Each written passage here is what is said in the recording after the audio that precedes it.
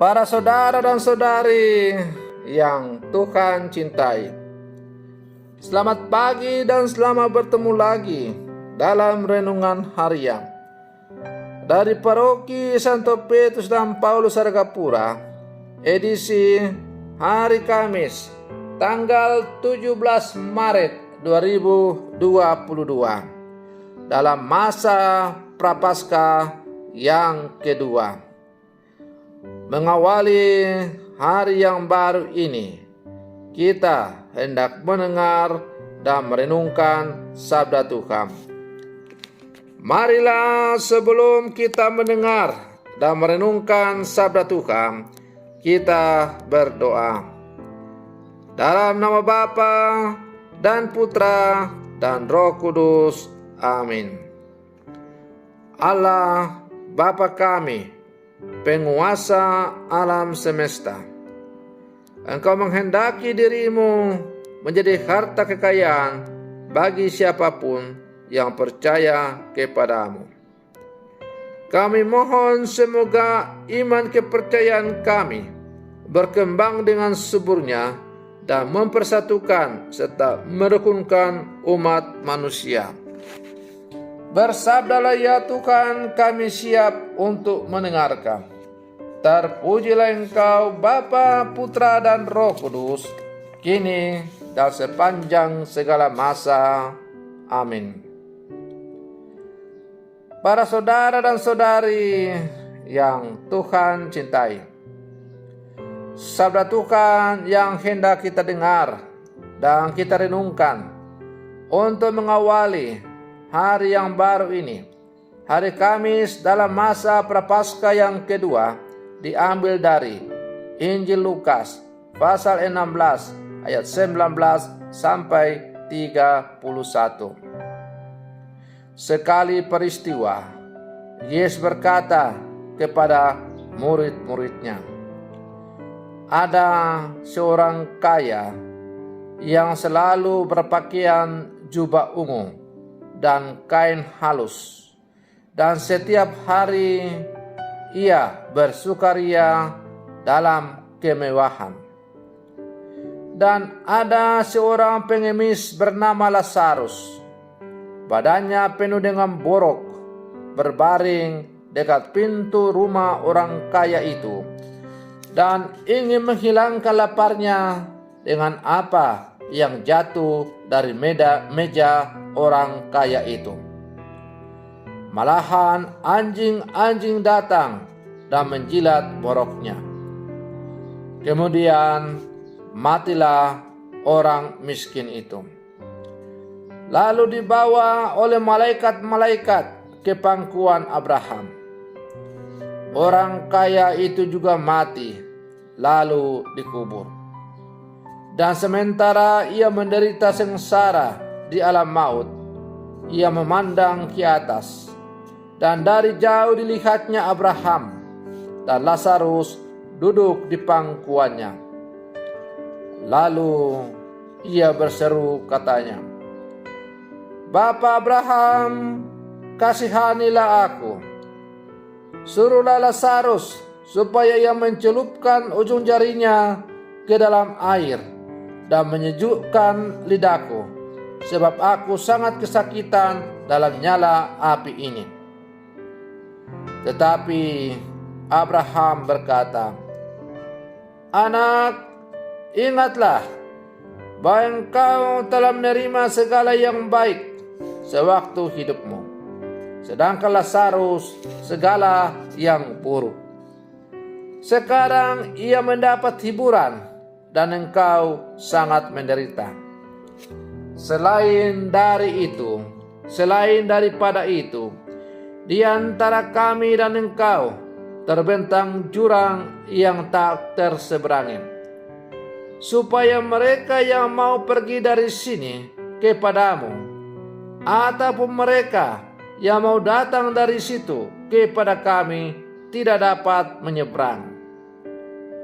Kata orang itu, kalau demikian, aku minta kepadamu Bapa, supaya engkau menyuruh dia ke rumah ayahku, sebab masih ada 5 orang saudaraku, supaya ia memperingati mereka, jangan kelak, supaya ia memperingati mereka dengan sungguh-sungguh, agar mereka jangan masuk kelak ke dalam tempat penderitaan ini. Tetapi kata Abraham, ada pada mereka kesaksian Musa dan para nabi. Baiklah mereka mendengarkan kesaksian itu. Jawab orang itu, tidak Bapak Abraham, tetapi jika ada seorang yang datang dari antara orang mati kepada mereka, mereka akan bertobat. Kata Abraham kepadanya, jika mereka tidak mendengarkan kesaksian Musa dan para nabi, mereka tidak juga akan mau diyakinkan, sekalipun oleh seorang yang bangkit dari antara orang mati. Demikianlah sabda Tuhan. Para saudara dan saudari yang Tuhan cintai, bacaan Injil yang baru saja kita dengar bersama mengisahkan kepada kita tentang 2 orang yang berbeda nasib saat masih hidup dan setelah mati. Satunya seorang kaya, yang lainnya seorang miskin bernama Lazarus. Orang pertama hidup dalam kelimpahan di bumi dan miskin kepedulian. Sedangkan si miskin hidup dalam kekurangan. Ia mencari belas kasihan di rumah si kaya. Meskipun justru anjinglah yang menjilati boroknya. Setelah mati, semuanya berbalik. Lazarus hidup bersama Abraham di surga, sedangkan si kaya masuk neraka. Dari kisah ini, ia sebetulnya menegaskan 3 hal. Pertama, kekayaannya dipandang sebagai berkat dari Tuhan. Dalam tradisi Yahudi, tidak pernah mampu menyelamatkan jiwa-jiwa. Kedua, keselamatan justru terjadi karena apa yang kita miliki sebagai berkat Allah dipakai untuk melakukan belas kasih dan kepedulian. Dan yang ketiga, Allah tidak menilai ciptaan berdasarkan apa yang dimilikinya, tetapi bagaimana dia mewujudkan belas kasihan dalam tindakan nyata sehari-hari. Para saudara dan saudari yang Tuhan cintai, dalam kehidupan kita sehari-hari, kerap kita mudah untuk berbicara tentang kepedulian dan belas kasih. Namun kita kesulitan untuk menghidupi nilai-nilai tersebut dalam tindakan nyata. Kita mungkin mudah bersedekah untuk kegiatan-kegiatan monumental seperti memberikan sumbangan untuk pembangunan gereja, renovasi panti imam, memberi sumbangan kepada panti-panti asuhan, membantu gelandangan, dan lain sebagainya.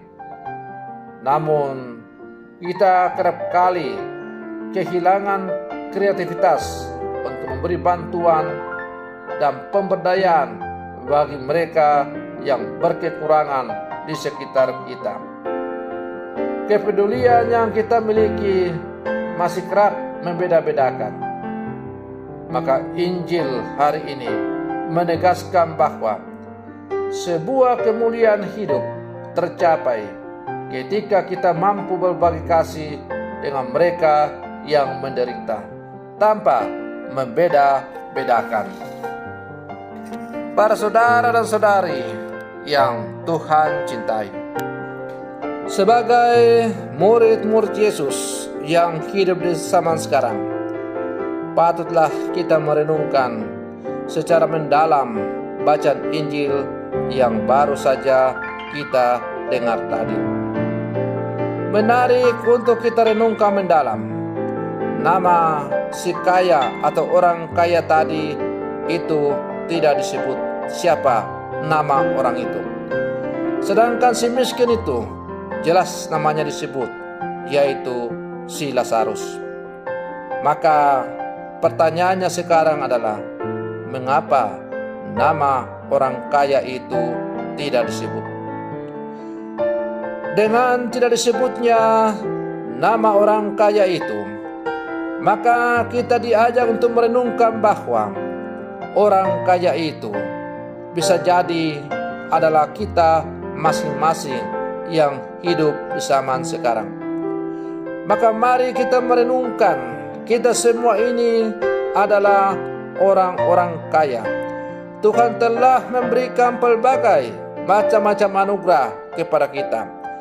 Ada yang memang diberikan anugerah kekayaan dalam arti harfiah. Ada yang mungkin diberikan kekayaan kesehatan.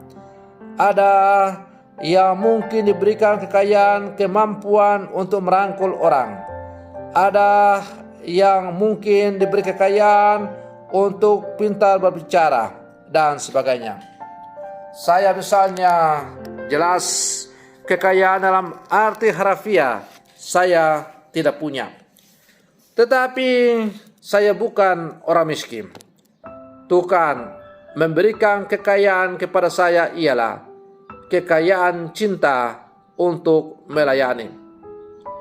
Oleh karena itu, kekayaan cinta yang telah Tuhan berikan kepada saya untuk melayani, hendaklah sungguh-sungguh saya pergunakan dengan sebaik-baiknya untuk melayani umat yang dipercayakan oleh Tuhan kepada saya. Dalam menjalankan tugas pelayanan itu, tidak boleh membeda-bedakan antara yang mampu dan yang tidak mampu, antara kelompok yang satu dengan kelompok yang lain, karena semua adalah anak-anak Allah yang berhak untuk mendapat pelayanan yang satu dan sama.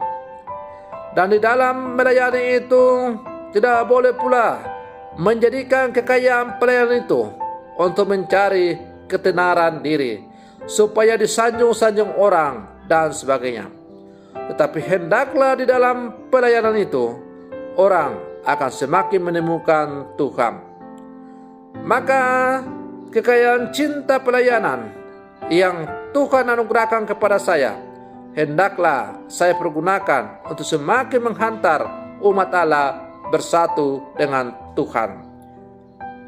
Para saudara dan saudari yang Tuhan cintai, maka marilah kita mempergunakan kekayaan yang telah Tuhan anugerahkan kepada kita masing-masing demi untuk melayani sesama dan mengabdi kepada Tuhan kita. Semoga pada akhirnya kita semua boleh menikmati hidup berbahagia bersama dengan Tuhan, karena kita sungguh-sungguh setia dalam karya pelayanan kita masing-masing. Semoga demikian. Selamat pagi. Tuhan Yesus memberkati.